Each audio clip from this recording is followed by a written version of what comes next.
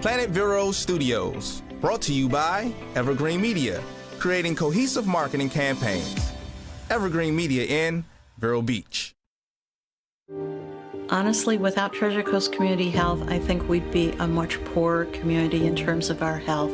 We're always striving to fill the gap for everyone in the community, rich or poor. Good afternoon, and welcome to Community Conversations. Your host, as always, is Vicki Soule, the CEO of Treasure Coast Community Health. And again, we always strive to provide good enrichment activities, both at our various clinics, centers. I hate that word clinic because we're really more a health center that gives comprehensive care, high quality care, and certain collaborations with many of the not-for-profits and some for-profits in town as well, so that you get the best care that you possibly can. And we know that care is sometimes more than physical care. Sometimes it's mental health. Sometimes it's environmental health. And that's what we're going to focus on today. Now, if you've translated from up north or out west, when you think about environmental health, you may be thinking about air quality, smog or forest fires. If you are coming from a more urban area, it might be the water quality, it might be the housing. There's a lot of different things that go into our total health and in our environment. But here in Indian River County, we know especially that we're focused on water quality. And so today I'm pleased to have Ken here as the executive director of the Indian River County Land Trust. And so he's going to fill us in a little bit about the things that his organization does to improve the water quality, the lagoon quality. I shouldn't just say water. Very much an active organization for the last 20 years. So welcome, Ken. Thank you. Great to be here. Yeah, so how did the Land Trust get started? Land Trust actually started like a lot of land trusts do, with a group of people that were determined to save a property. And that property was McKee Botanical Garden. And that was in the late 80s, 1990, was when the Land Trust formed. And it was really a 10-year project of local folks working hard to keep that property from being developed. Because we've heard the stories, those of us that didn't grow up here, we've heard the stories about how the McKee Gardens was a tourist attraction, complete with monkeys at the time. And then it kind of fell off in terms of its popularity. And it actually closed for some time before you all got involved with that land. I believe it closed in the 1970s and kind of went into disrepair into the 80s. And then I guess it was going to be, it was a much larger property. It was ripe for development but then. it was going to be some kind of shopping plaza. And this is before my involvement as well. But the group of people got together with a lot of great leaders and raised significant funds and built this amazing campus. And now it's just a premier garden that the Land Trust created. When that was completed, the Land Trust separated from McKee. McKee got its own 501c3 nonprofit status, and the Land Trust kind of picked up and moved on to try to work in other areas of the county. And how does that work in terms of the Land Trust structure itself? You're the executive director. Right. It apparently raises funds then as a 501c3. Correct. As a nonprofit. And then you have a board of directors? We do. Like any nonprofit you would know in town, we have a governing board of directors, and those are not just our governing board. Those are our people that want to help bring the word out into the community to influence the community in understanding what the Land Trust is about, supporting us financially, and being our spokespeople for the organization. The staff can't do nearly any of that. I'm very familiar with that part. Exactly. and we have a great board, and we've done some great work since the McKee project. We've had a couple of campaigns, raised significant funds, and we were able, during the recession of 08, 9, 10 in that area, we were able to acquire a lot of land at 10 or 20 cents on the dollar of what it was going for. So the prior to timing was that. perfect in terms of saying to McKee, okay, you're pretty well set, and we need to turn our attention to, I don't want to call it discounted land, but land that's now at a much more affordable price than in the past and Right. likely in the future. I came on board in 2004, and by 2009, we were in a good position to start to acquire land, and we've acquired 1,200 acres and 12 miles of shoreline Wow. on the Indian River Lagoon. That's fantastic. Now that goes from just south of Sebastian down to around Oslo Road? Goes from about just south of the Wabasso Bridge, Okay. which is the Wabasso Causeway, Mm-hmm. and down, really down to the county line, the St. Lucie County line. Is there some reason that it stops there? Well, our focus is Indian River County. Okay. And in 2009, the board decided, with that downturn of the economy, to focus its efforts on an opportunity along the lagoon that we didn't really have before. And really, we've been able to acquire most of the land that was available for sale Mm-hmm. or for protection. Mm-hmm. And when I say, we purchased it, we own and manage those lands now. Wow. And now we're actually turning our attention back out to the four corners of the county, because when you say water quality, you also really have to think about Where's the what is- water start? right. What they call watershed of the lagoon? The Okay. area that drains into the lagoon actually goes all the way out west of I-95. And I've heard some speculation that it might be possible to reverse that flow somehow, so that that farmland debris doesn't end up in the lagoon. There are some projects that have done that to some scale. I don't know if you could reverse all of it. Mhm. There are a number of different projects that are out there that are intended to clean the water that enters the lagoon.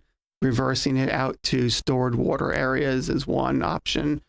The city of Vero Beach is working on a pipeline project to filter water out of the main relief canal and then pipe it over to the barrier island for irrigation water, so that they don't need to use the aquifers Mhm. that are diminishing on the island. Yeah. So it's not also just about the lagoon. It's about our freshwater sources. It's about our drinking water, our waterways like the St. Sebastian River. So there's a lot of water quality elements that are really entrenched in the idea, the concept.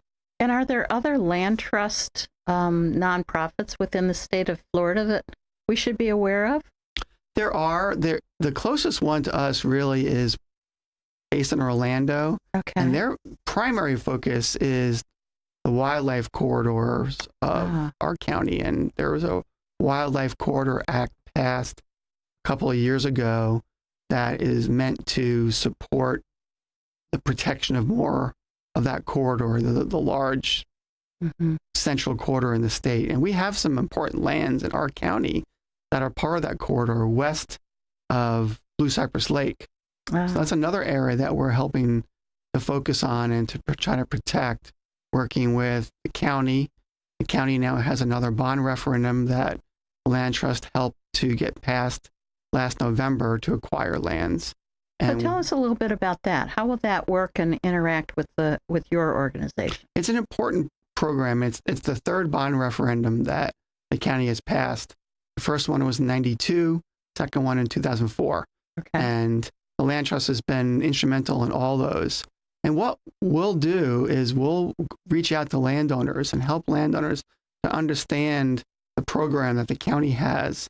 It's a competitive sort of granting type program where landowners apply and they are ranked in terms of criteria that the county has. In terms of desirability, Right, for in terms of example? their environmental features and their habitat features and the water quality or the water present on the properties. And the Land Trust will help bring those applications to the county. The landowners don't necessarily understand the complexities of these applications or just would need assistance to understand it. And the Land Trust can help bring those to the table and promote them, and the county would have their process and decide which ones they would protect. They can acquire lands outright, you purchase them, or they can acquire conservation easements. And conservation easements are essentially where the organization or the county would buy the development rights on the property. So it would still be owned by the landowner, but they wouldn't be permitted to develop the property any longer.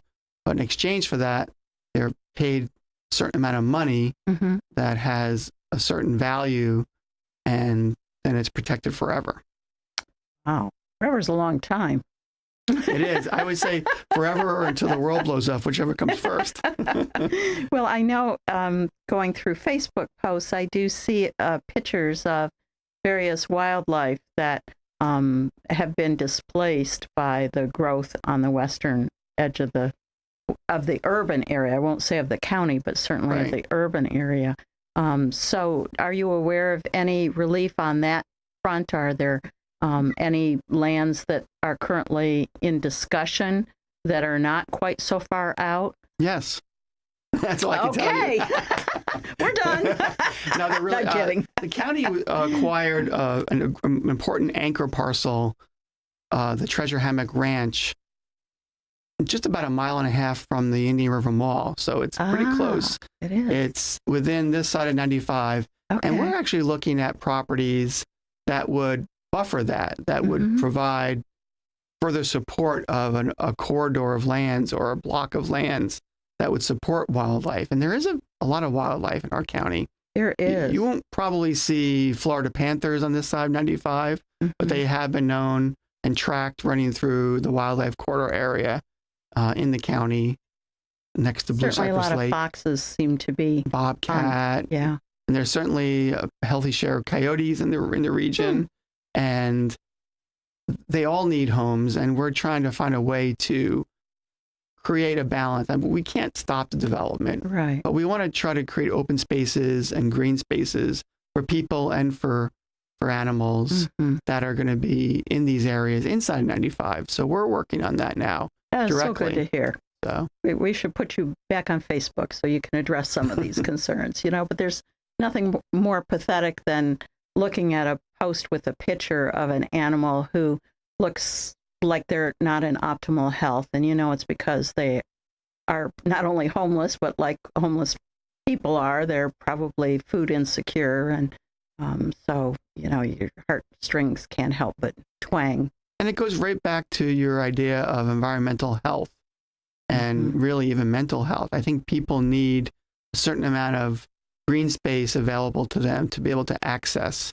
When the curtain came down on COVID via COVID in 2020, we considered ourselves an essential organization. We remained in business. We kept all our trails open because people needed a place to go where they could be safe and outdoors. And so these places are important for the animals, but also for people. And we're going to talk after we take a short break more about the trails and the access that individuals can have to the various lands around us. Okay? Perfect lead in then. Okay. Like we practiced it, although we didn't. Good job, Ken. All right, so we'll be back after a few words from our sponsors. Don't go away.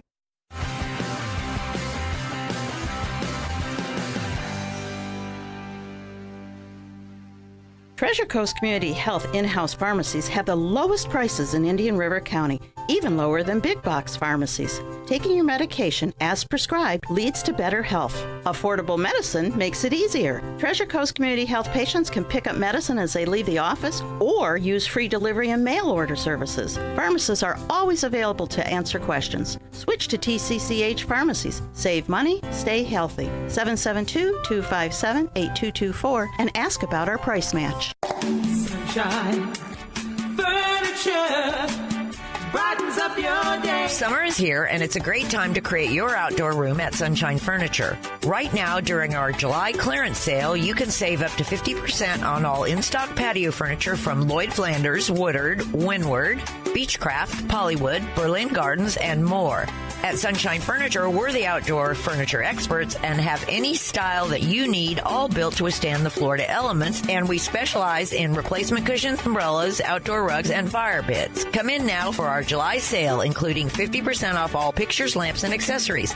Sunshine Furniture, 1295 US 1 in the Publix Plaza, Vero Beach. Family owned and operated since 1991. Don't forget to visit our outlet and sales store directly across the street and visit our website at sunshinefurniturecasual.com. Sunshine Furniture, the best in every way. Have a sunshine day. Sunshine. Sturgis Lumber and Hardware has what you need for hurricane season. Lumber and plywood, straps, ties, and bolts, plus the service to find what you need. Be ready now. Sturgis Lumber and Hardware, US 1 Vero Beach. Be hurricane ready with Sturgis Lumber and Hardware. SturgisLumber.com. Start your day with fuel in your tank with breakfast at Marsh Landing. You'll love our biscuits and gravy, sweet potato pancakes, or eggs Benedict with a fried green tomato. And how about a mimosa or a monster Bloody Mary? It's breakfast, old Florida style, at Marsh Landing in Fellsmere. And welcome back to Community Conversations. If you're just joining us, my name is Vicki Soule, and I represent Treasure Coast Community Health and all of the wonderful people that utilize our services. Now, in the past, we were known as a federal safety net for healthcare. I suppose we still are, although with so many people understanding our services these days in terms of comprehensiveness, high quality, and accessibility, I invite anyone who's looking for a healthcare provider, whether it's primary care, medical, or pediatrics, dental, pharmacy, access, behavioral health. It is our goal to improve the quality of the healthcare here in Indian River County through being accessible for healthcare for all. And that means you don't have to be without work. You don't have to be uninsured. Certainly, we take care of all of those folks with the sliding fee scale, and we help them with other Medicaid or Medicare applications as we can. But the reality is we are really a high standards organization that collaborate with a lot of folks in town, including having this program here. And today, Ken from the Indian River Land Trust is talking about environmental health with us, a very important part that we recognized during COVID when we were all, quote, protected from the virus and everything else that made our lives worthwhile, it seems. So, Ken, you mentioned before the break that the land that is owned by the Indian River County Land Trust has some walking trails in it. So let's talk about access to that health element. Right. I think that's a very important element because anyone who can get to the trail can go hike it from dawn to dusk.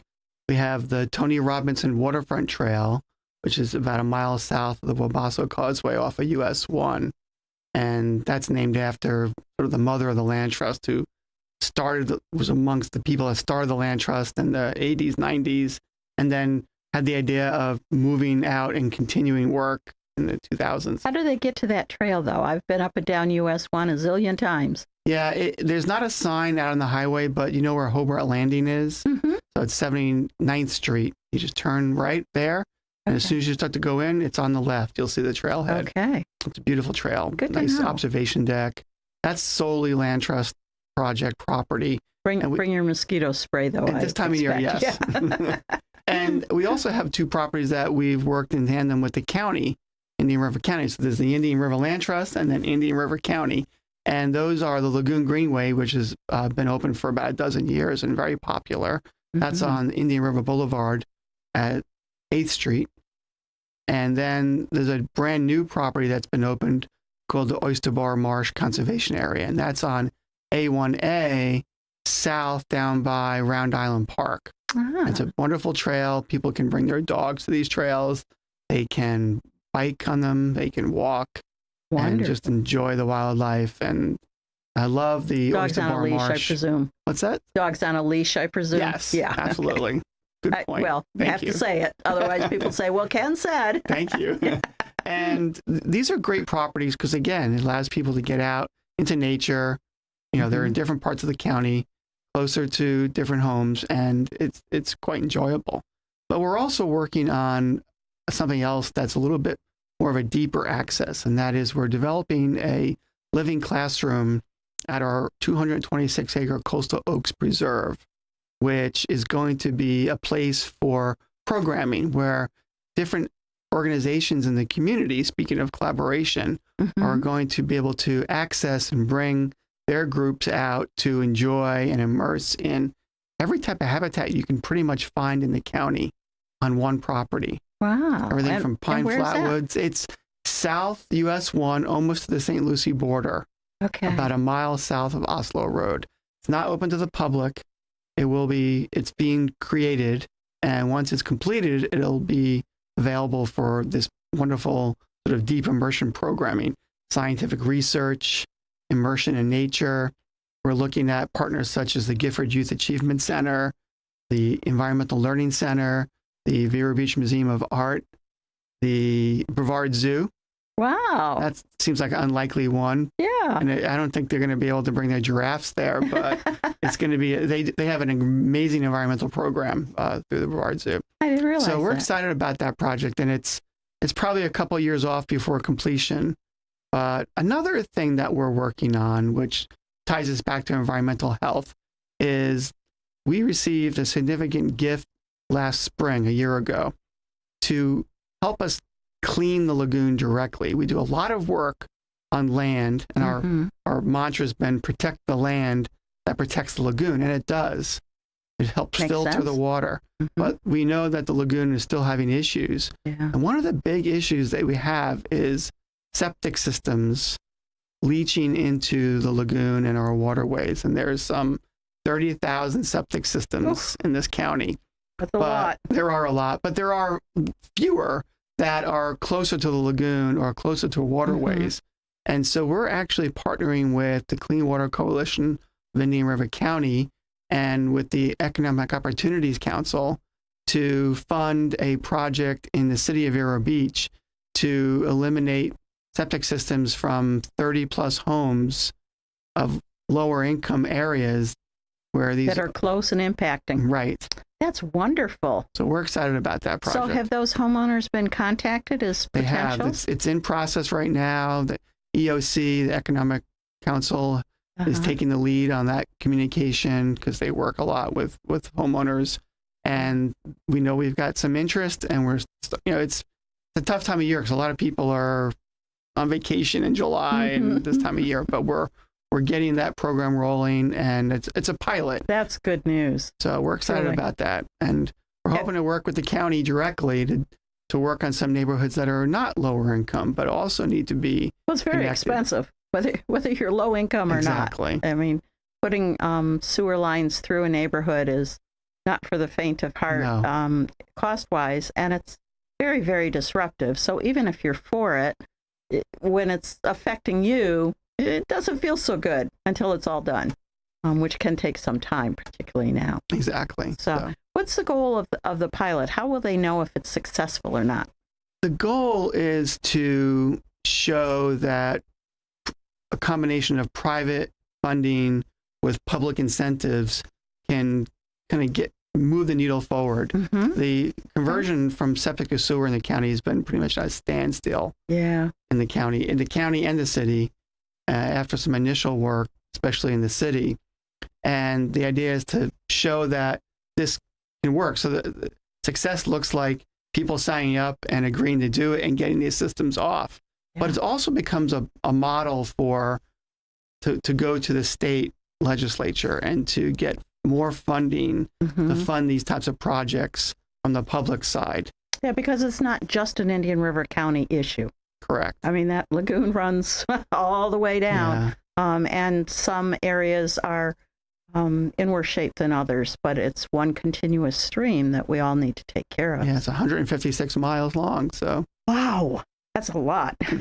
But when we think about all the environmental impact that it has on the marine life, and therefore by extraction, our lives as well. Good job. Thanks for all you do, Ken. Thank you. We're glad excited to have you here. If someone wanted to get a hold of you, what's your website? It's irlt.org, O-R-G. Okay. Thank you very much for being with us today, and we hope you'll dial in next Saturday as well. We always have very interesting guests that are here to help. Thanks again. Good to have you, Ken. Thank you. Good night. Thanks.